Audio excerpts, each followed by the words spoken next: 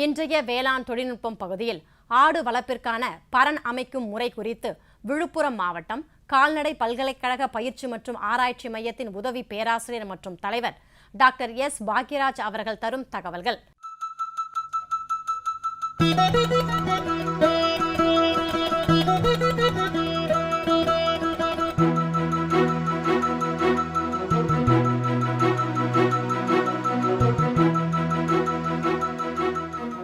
ஒவ்வொரு மாவட்டத்திலையும் கால்நடை மருத்துவ பல்கலைக்கழக பயிற்சி மற்றும் ஆராய்ச்சி மையம் இயங்கிட்டு இருக்கு.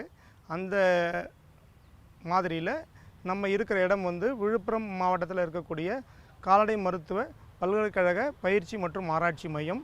அதனுடைய மையத்தினுடைய வெளியில் நம்ம மாதிரி ஷெட், அதாவது கால்நடை வளர்க்குறதுக்கு தேவையான ஷெட்டு நம்ம மாதிரி மாடல் ஷெட்டு நம்ம இங்கே வச்சுருக்குறோம். பயிற்சிக்கு வரவங்களுக்காக பயிற்சி கொடுக்கறதுக்காக வச்சுருக்குறோம். இப்போ நம்ம பார்க்கக்கூடிய ஷெட்டு ஆடு வளர்ப்பு ஷெட்டு. அதாவது கொட்டில் முறையில் ஆடு வளர்க்குறோம், பரண்மேல் ஆடு வளர்க்குறோம் அப்படின்னு சொல்கிறோம் இல்லைங்களா. அந்த மாதிரி நம்ம பரண்மேல் ஆடு வளர்க்கக்கூடிய ஒரு மாடல் ஷெட்டை நம்ம பார்த்துக்கிட்டு இருக்கோம். இது ஒரு மாதிரி வடிவம் அப்படிங்கிறதுனால ஒரு சின்ன அளவில் தான் இருக்கும். இதனுடைய அளவு நம்ம எப்படி முடிவு பண்ணுறது அப்படின்னா, ஒரு கால்நடைகளுக்கும் நம்ம ஷெட்டு போடும்பொழுது அதுக்கான அளவு நமக்கு தெரிஞ்சிக்க வேண்டிய அவசியம். அப்போ ஆடு வளர்ப்பு அப்படின்னா, ஒரு ஆடு வளர்க்குறதுக்கு, ஒரு வளர்ந்த ஆடு வளர்க்குறதுக்கு தோராயமாக ஒரு 10 அடி தேவைப்படும். அப்போ ஒரு 10 ஆடு நம்ம வளர்க்க போகிறோம் அப்படின்னா, ஒரு ஷெட்டு போடணும் அப்படின்னா, ஒரு 10 ஆடு அப்படின்னும் போது ஒரு ஆட்டுக்கு 10 சதுரடி இருக்குது. இப்போ 10 × 10 100 சதுரடி உள்ள ஒரு ஷெட்டு ஆரம்பிக்கணும். அப்போ நம்ம நீளம் அகலத்தை பெருக்கும் பொழுது அதனுடைய ஏரியா, அதாவது பரப்பளவு கிடைக்கும். அந்த பரப்பளவுங்கிறது மொத்த ஆடுகளினுடைய எண்ணிக்கையோட தேவையான இருப்பிட வசதிக்கான இடமா இருக்கணும். இப்போ 10 ஆடு அப்படின்னும் பொழுது ஒரு ஆட்டுக்கு 10 சதுரடி தேவைப்படுது. 10 ஆட்டுக்கு 10 சதுரடி அப்படின்னா 100 சதுரடி. இப்போ இந்த ஷெட்டில் தோராயமாக நம்ம ஒரு 15 ஆடுகள் வளர்க்கலாம். இப்போ மேலே இருக்கக்கூடிய பரனில் நம்ம ஆடுகள் இருக்கும், தீவனம், இது எல்லாமே நம்ம மேலே வச்சுக்கலாம். அதுக்கு பின்பக்கமாக இருக்கக்கூடியது அது வெளியில் இறங்கி ஒரு விளையாடுறதுக்கான ஒரு இடமா நம்ம வச்சுருக்குறோம். இப்போ இது ஒரு பரண்மேல் முறையில், கொட்டில் முறையில் ஆடு வளர்க்கணும் அப்படின்னா அதுக்கான ஒரு மாடல் ஷெட்டு. இது எல்லாமே நம்ம இப்போ இன்றைக்கி இருக்கிற வசதி வாய்ப்புகளில் ஒரு 4 நாள் 5 நாளில் ஒரு ஷெட்டை நம்ம வடிவமைச்சிட முடியும். ஏன்னா மேலே ஒரு ஷீட்டு, அதுக்கப்புறம் இந்த L angle pipe, steel rods, iron rod, அதுக்கப்புறம் இந்த பிளாஸ்டிக் மேட், இந்த பிளாஸ்டிக் மேட் இருக்குது. இது உங்களுக்கு எல்லா இடத்துலையும் இப்போ நான் ஆன்லைனில் கிடைக்குது. ப்ரைவேட் கம்பெனிஸில் நம்ம டெலிவரி பண்ணுறாங்க. ஒரு சதுரடி ஒரு 140 ரூபாயிலேருந்து 160 ரூபா வரைக்கும் அந்த குவாலிட்டி பிளாஸ்டிக்குடைய தரத்தை பொறுத்து இந்த மேட்லாம் பண்ணுறாங்க. இதுக்கு முன்னாடி என்ன பண்ணிக்கிட்டு இருந்தாங்க அப்படின்னா, இதில் ரீப்பர், மர ரீப்பர், உட்டன் ரீப்பர் போட்டு நம்ம பண்ணிக்கிட்டு இருந்தோம். அது இதனுடைய ஆரம்ப கட்டம். ஆனால் அதுக்கு நிறைய செலவாகும். ரெண்டாவது, அந்த ரீப்பரை பயன்படுத்தும் பொழுது நமக்கு அது வளைவு நெளிவுகள் இருக்கும். அப்படின்றதுனால இப்போ நம்ம என்ன மாறி இருக்காங்க அப்படின்னா, அந்த ரீப்பர், மர ரீப்பர், உட்டன் ரீப்பர் பயன்படுத்துறதை நிறுத்திட்டு இப்போ எல்லாம் இந்த பிளாஸ்டிக்கு மாறும்பொழுது இதனுடைய நீடித்த தன்மை, அதாவது ஒரு 10-15 வருஷம் பயன்பாட்டுக்குரியதாக இருக்குது, அடிக்கடி செலவு வைக்காது. அதனால் இந்த மாதிரியான மேட் நம்ம ரெகுலராக கிடைக்குது. ஒரு சதுரடின்றது 140 ரூபாயிலேருந்து 150 ரூபா, 170 ரூபா வரைக்கும் அந்த கம்பெனியை பொறுத்து, பிளாஸ்டிக்குடைய குவாலிட்டியை பொறுத்து இருக்குது. அதுக்கப்புறம் இந்த கீழே இருக்கக்கூடிய இட வசதி நம்ம என்ன இதனுடைய அட்வான்டேஜ் அப்படின்னு சொல்லக்கூடிய நம்மளுடைய பயன்கள் என்ன அப்படின்னா, இந்த கீழே இருக்கக்கூடிய இடம் இருக்கு இல்லையா, ஒரு 3 அடிக்கு நமக்கு ஒரு வெற்றிடம் கிடைக்குது. இந்த வெற்றிடம் எதுக்கு அப்படின்னா, ஆடு மேலே மேயும் பொழுது சிறுநீர் போகும், புழுக்க போகும், அது கீழே போயிடும், மேலே ஆடு நிற்கும். அப்போ இது குறிப்பாக இந்த மாதிரியான பரண்மேல் ஆடு வளர்க்குற முறை கொட்டில் முறை ஆடு வளர்ப்பு அப்படிங்கிறது என்னென்னா, இந்த மழை காலத்துக்கு இது மிகுந்த உகந்ததாக இருக்கும். மழை காலத்தில் அதுவும் குறிப்பாக இது எதுக்காக டிசைன் பண்ணது அப்படின்னா, குட்டிகள் மழை காலத்தில் நோய்வாய்ப்படுறதுக்கான வாய்ப்புகள் அதிகம். அப்போ அந்த நோய்வாய்ப்படுவதை தடுப்பதற்காக இந்த மாதிரி ஒரு முறை அமைச்சிருக்கோம். அந்த முறை ஒரு மழை காலங்களில் பாதுகாப்பானதாக இருக்கும். அதனால் வசதி இருக்கிறவங்க நம்ம இதை நம்ம இந்த மாதிரி கொட்டின் முறையில் வளர்க்கலாம். அப்படி நம்மக்கிட்ட முதலீடு பண்ணுறதுக்கு வசதி இல்லை அப்படின்னா, சாதாரணமான முறையில் போட்டு கூட ஷெட்டு வளர்க்கலாம். இப்படி தான் வளர்க்கணுன்னு நிர்பந்தம் கிடையாது. இந்த மாதிரி பரண்மேல் ஆடு வளர்க்கக்கூடிய திட்டத்தில் நம்ம ஒரு ஷெட்டு போடணும், அப்படின்னா இந்த இந்த இந்த மாடல் ஷெட் அமைக்கிறதுக்கு தோராயமாக ஒரு இன்றைக்கி சந்தை நிலவரப்படி ஒரு சதுர அடிக்கு வந்து 700 ரூபா தேவைப்படும்.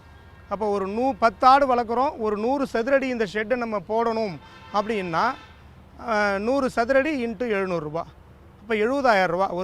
ஒரு 10 ஆடு வளர்க்கணும் அப்படின்னா இந்த மாதிரி ஒரு மாடல் ஷெட்டு நம்ம அமைக்கிறதுக்கு ஒரு 70,000 ரூபா தேவைப்படும். அப்போ நீங்கள் அதுக்கு தனியாக கால்குலேட் பண்ணிக்கலாம். நம்ம ஒரு 100 ஆடு வளர்க்கணும் அப்படின்னா என்ன பண்ணணும், 7 லட்ச ரூபா இந்த ஷெட்டுக்கு மட்டும் நம்ம பயன்படுத்த வேண்டியதாக இருக்கும்.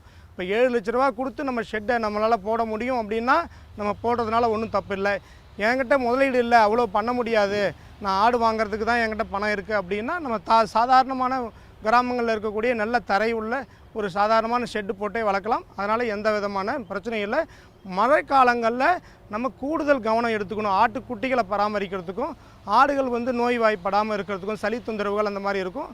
அந்த மாதிரி நேரத்தில் நம்ம சாதாரண ஷெட்டில் கூடுதல் கவனம் எடுத்துக்கணும். நம்ம பார்த்துக்கிட்டு இருக்க வழி வந்து ஆடு ஏறி வர்றதுக்கான வழி. படிக்கட்டு அந்த பக்கம் இருக்குது, சைடில் இருக்கிறதுனால தெரியாமல் கூட இருக்கலாம். ஏறி உள்ளார வர்றதுக்கான வழி. இப்போ ஒரு நம்ம கேட்டு போட்டு மூடும் பொழுது நம்ம குட்டிகளை வச்சுருக்கும் பொழுது நம்ம வெளியே பகல் நேரங்களில் ஆடுகளை மேய்ச்சல் ஓடிட்டு போகிறதுக்கோ இந்த குட்டிகளோ இல்லை ஆடுகளோ சினையாடுகளோ இந்த மாதிரி ஷெட்டில் இருக்கிறது பாதுகாப்பாக இருக்கும். ஏன்னா மற்ற விலங்குகள் நாய் போன்ற விலங்குகள் வந்து இப்போது ஆடுகளை வந்து கடிக்கிறது, தொந்தரவு பண்ணுது. அதனால் பாதுகாப்பான ஒரு குடில் வந்து ஆடு வளர்ப்புக்கு தேவை. குறிப்பாக குட்டி பராமரிப்புக்கு இந்த மாதிரியான ஷெட்டு தேவை. இங்கே பார்த்துருக்கக்கூடிய நம்ம இந்த கேப்பு தெரியுது இல்லைங்களா, இதில் வந்து நமக்கு நம்ம பெரிய ட்ரம்மு மாதிரி இருக்கக்கூடியதை 2ஆக பொளந்து வச்சோம்னா 2 பாதி கிடைக்கும். அதில் வந்து உங்களுக்கு ஏற்ற மாதிரி இல்லை அவங்கவுங்க வசதிக்கு ஏற்ற மாதிரி இதை டிசைன் பண்ணி இங்கே ஒரு கொக்கி போட்டு அப்படியே மாட்டிக்கிட்டோம் அப்படின்னா இதில் வந்து அடர் தீவனம் நம்ம கொட்டுறதுக்கு வசதியாக இருக்கும். ஏன்னா இப்போ மாடுகளுக்கு அடர் தீவனம் கொடுக்குற மாதிரி ஆடுகளுக்கும் டெய்லி வந்து தினசரி ஒரு 100 கிராம் 150 கிராம் கொடுத்தா ரொம்ப நல்லது, வளர்ச்சி அதிகமாக இருக்கும். அப்போ இதை வந்து ஆடுகளுக்கு அடர் தீவனம் கொடுக்கறதுக்கான இடைவெளியாக நம்ம இதை பயன்படுத்திக்கலாம். இந்த இடத்துல வந்து உங்களுக்கு தீவனத்தை இப்போ ஆடுகள் வந்து குறிப்பாக வெள்ளாடுகள் வந்து பலவிதமான தீவனத்தை சாப்பிடும், வெரைட்டியை நிறையா தேவைப்படும். அப்போ முடிஞ்ச வரைக்கும் நம்ம வந்து எவ்வளோவுக்கு எவ்வளோ ஒரு 10-15 வகையான தீவனத்தை நம்ம கொடுத்தா கூட அந்தளவுக்கு நல்லது. அப்போது ஓய்வு நேரங்களில் இல்லை மதியான நேரத்தில் இருக்கும்பொழுது நம்ம இந்த மரப்பயிர்களோ மற்ற இலையோ நம்ம வந்து தீவனத்தை இங்கே வந்து நீங்கள் மேலே கட்டி விடுறதுக்கான வாய்ப்புகள் இருக்குது. அது வந்து மரத்தில் போய் எட்டி நின்று சாப்பிட்ற மாதிரியான வசதிகளையும் நம்ம பண்ணிக்கலாம். இப்போ எட்டி நின்று சாப்பிட்றதுக்கான ஒரு ஃபீடர் தீவன தொட்டி மாதிரியான வசதியெல்லாம் செஞ்சு கொடுக்குறாங்க சில கம்பெனிகள், அதை கூட பயன்படுத்திக்கலாம். இது எல்லாமே எதுக்கு அப்படின்னா அவங்கவுங்க வசதி வாய்ப்புகளுக்கு ஏற்ற மாதிரி அந்த ஷெட்டை அமைச்சுக்கணும். வசதி வாய்ப்புகள் இல்லைனாலும் பரவாயில்லை, அதுக்கேற்ற மாதிரி நம்ம வந்து மாற்றிக்கலாம். இப்போ தீவன தொட்டி தான் பண்ணணும் அப்படின்னு இல்லை, தனியாக முழுங்கல் கூடையில் தீவனம் வைக்கலாம். மாட்டுக்கு வைக்கிற மாதிரி அந்த பிளாஸ்டிக் டயரை வந்து கூடையாக செஞ்சு வச்சுருக்கிறாங்க. இந்த பழைய ஜேசிபியோடைய டயர்லாம் வந்து மாட்டுக்கு தீவன கூட மாதிரி வச்சுருக்கிறாங்க. இதெல்லாம் வந்து நம்ம வெளியில் கண்டுபிடிக்கலாம்னா விவசாயிகள் அவங்கவுங்க வசதிக்கு ஏற்ற மாதிரி அந்த அமைச்சுக்கிறாங்க. அதே மாதிரி இது ஒரு மாடல் தானே, மாதிரி தானே தவிர அதுக்கேற்ற வசதி வாய்ப்புகளை உங்களுக்கு ஏற்ற வச்சுக்கலாம். அப்போது தீவனங்களை நம்ம இப்படியேவும் கட்டி விடலாம். வெள்ளாடுங்கிறது எப்பயுமே செம்மறி ஆடுங்கிறது கீழே மேயும், வெள்ளாடுங்கிறது மேலே மற்ற இடத்துல அங்கே மரத்தில் தாவி மேயும். அந்த மாதிரி ஒரு இயல்பான ஒரு சூழ்நிலையை அது வெளிப்படுத்தணும் அப்படின்னா நம்ம வந்து தீவனத்தை கட்டி தொங்க விடுறது ஒரு மெத்தடு. ஸோ அது மாதிரி நம்ம பண்ணிக்கலாம். உப்பு கட்டியை வந்து தொங்க விட்டுக்கலாம். இதில் அது தேவைப்படும் பொழுது ஆடுகள் நக்கி சாப்பிட்டுக்கும். தீவனங்கள் வீணாகாமல் இருக்கணும்னா சேப் கட்டர் பயன்படுத்தி நம்ம தீவனத்தை நறுக்கி இங்கே கூடைகள்லையோ இல்லை மற்ற வசதியை ஏற்படுத்திட்டு நம்ம தீவனத்தை அதுக்கு கொடுக்கலாம். நம்ம இப்போ பார்க்குறது வந்து ஒரு அதே மாதிரியான ஆட்டு கொட்டகையை தான், ஆனால் அது ஒரு சின்ன ஷெட்டு. இது குறிப்பாக நம்ம குட்டிகளுக்கு வேணும்னா வடிவமைச்சிக்கலாம். அதில் நம்ம பிளாஸ்டிக் ட்ரே மாதிரி கீழே பின்னாடி பார்த்தோம்னீங்களா, ஆடு நிற்கிற இடம் வந்து இதில் வந்து பழைய மெத்தடில் இருக்கும், ரீப்பரில் இருக்கும் பாருங்கள். இது வந்து இந்த ரீப்பருடைய அகலம் அப்படிங்கிறது ஒரு 2 இன்ச்சு அந்த அளவுக்கு இருக்கும். இப்போ இதில் வந்து கீழே அங்கே பிளாஸ்டிக் ட்ரே மாதிரி இருந்தது, இங்கே கீழே இருக்கிறது வந்து மர ரீப்பர், உட்டன் ரீப்பரு. இந்த ஒரு ரீப்பரும் இன்னொரு ரீப்பருக்கும் இதுக்கு நம்ம பழைய தேவையில்லாத மரத்தில் நம்ம மரப்பட்டறையில் கிடைக்கக்கூடிய மரத்தை பயன்படுத்தலாம். அந்த ஒரு ரீப்பருக்கும் இன்னொரு ரீப்பருக்கும் இடைவெளி இருக்கும். அந்த இடைவெளியில் தான் நம்ம வந்து ஆட்டோடைய புழுக்க சிறுநீர் வந்து கீழே போயிடும். அதே மாதிரி இதுதான், அது வந்து பிளாஸ்டிக்கு, இதில் இருக்கக்கூடிய மர ரீப்பர். இது அளவு வந்து சின்னது. இது தோராயமாக பார்த்தீங்கன்னா ஒரு 6x6 இருக்கும். ஒரு 30-35 சதுரடி வந்து இது இருக்கும். இப்போ ஒரு குட்டிகளுக்கு அப்படின்னு நம்ம சொல்லும்பொழுது ஒரு 5 அடி ஒரு குட்டிகளுக்கு அப்படின்னு வச்சுக்கிட்டா கூட ஒரு 6 குட்டிகளாக நம்ம இங்கே வந்து பாதுகாப்பாக பகலில் விட்டுட்டு போகலாம். இப்போ இங்கே நீங்கள் பார்க்குறது அப்படிங்கிறது ஆடு தீவனத்துக்கான ட்ரே. இதுதான் முன்னாடி நம்ம சொன்னோம், ஒரு ட்ரம்மு. அது பெரிய சைஸாக, பெரிய ஆடாக இருந்தால் பெரிய சைஸு கட் பண்ணிக்கலாம். இது சின்ன சைஸ் ட்ரம். இது 2ஆக போனீங்கன்னா 2 சைஸாக கிடைக்கும். இதில் நம்ம வந்து தீவனத்தை கட் பண்ணி போட்ட சாப் பண்ணது, அதாவது சாப் கட்டரில் பயன்படுத்தி கட் பண்ண தீவனத்தை போடலாம். அது இல்லாமல் அடர் தீவனத்தையும் நம்ம இதில் போட்டுக்கலாம். நம்ம அப்படியே கட்டி தொங்க விடணும், அது மேயணும், மரத்தில் எட்டி மேயிற மாதிரி மேயணும்னா உள்ளடியே நம்ம உள்பக்கமாக இருக்கக்கூடிய இடத்துல நம்ம வந்து தீவனத்தை கட் பண்ணாமல் அப்படியே வந்து தொங்க விட்டுக்கலாம்.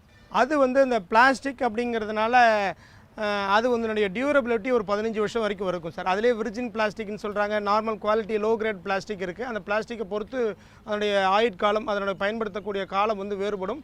அதிகபட்சம் ஒரு 15லேருந்து 20 ஆண்டு காலம் அதை பயன்படுத்திக்கலாம்.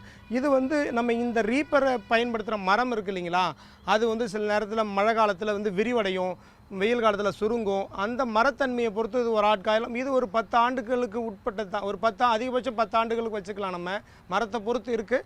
இருந்தாலும் அதுக்கப்புறம் நம்ம அதை திரும்ப மாற்ற வேண்டியதாக இருக்கும். ரெண்டாவது மரம் எல்லாருக்கும் கிடைக்கிறது வாய்ப்பு இருக்காது. ஸோ அதுக்காக நம்ம இருக்கிறவங்க எங்கே அவங்க ஊரில் என்ன கிடைக்குதோ, பிளாஸ்டிக் தான் போடணும் அப்படின்னு இல்லை, மரம் தான் போடணும்னு இல்லை, அவங்க ஊரில் என்ன விலை குறைவாக அவங்களுக்கு சுலபமாக இல்லை செலவில்லாமல் என்ன கிடைக்குதோ அந்த மாதிரி பொருட்களை பயன்படுத்தி நம்ம ஷெட் அமைச்சிக்கிறது நல்லது. இப்போ இந்த மாதிரி ஷெட்டை வந்து புதுசாக வந்து கம்பி அந்த ஆங்கிள் அதெல்லாம் வாங்கணும் இல்லை. பழசு யாராவது ஷெட்டை பயன்படுத்தியிருந்தாங்கன்னா அதை வாங்கி குறைஞ்ச விலையில், பாதி விலையில் வாங்கி நம்ம திரும்ப பெயிண்ட் அடித்து அதை திரும்ப பயன்படுத்திக்கலாம். அதனால் ஒன்றும் தவறு இல்லை.